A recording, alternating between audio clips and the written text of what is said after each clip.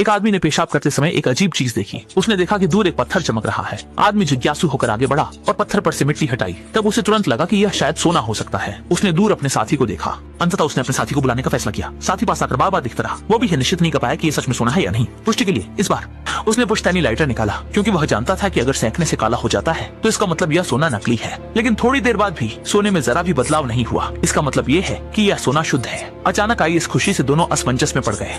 उसके बाद दोनों ने फावड़े लहराना शुरू किया। पूरी सोने की चट्टान को निकालने की कोशिश करने लगे, लेकिन वे आधे दिन तक खुदाई करते रहे और अभी भी सोने की चट्टान का निचला हिस्सा नहीं पाया। ये तो एक छोटी सोने की खान थी। दोनों ने हाथों से निकाला पर सोना हिला तक नहीं। फिर दोनों ने रस्सी से सोने का टुकड़ा बांध दिया।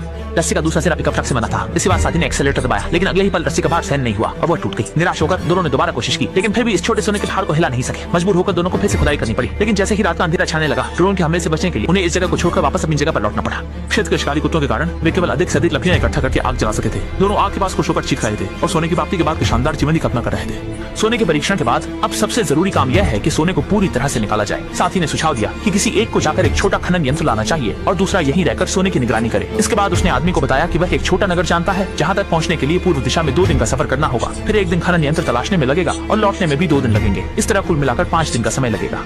इन 5 दिनों में सोने की देखभाल करने वाले व्यक्ति को न केवल रेगिस्तान के चरम मौसम का सामना करना होगा, बल्कि रेगिस्तान के शिकारी कुत्तों पर भी ध्यान देना होगा और पानी और भोजन की बचत करनी होगी। इसके बाद साथी ने बताया कि उसे रेगिस्तान का अनुभव है और वह देखभाल करने के लिए अधिक उपयुक्त है।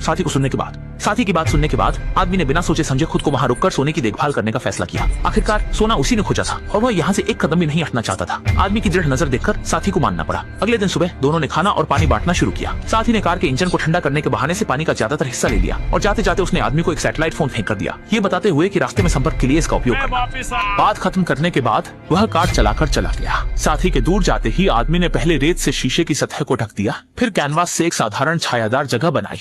अगले दिन आदमी लकड़ी इकट्ठा करते समय एक विमान का मलबा अनजाने में खोजता है। आदमी मलबे के सामने पहुंचकर कुछ देर देखता है और पाता है कि यह एक 5 है। वह इस परिपूर्ण शिविर में अंदर आकर थोड़ी देर आराम करता है, पर वह फिर भी बेचैन रहता है, क्योंकि यहाँ से बिल्कुल भी सोना दिखाई नहीं देता।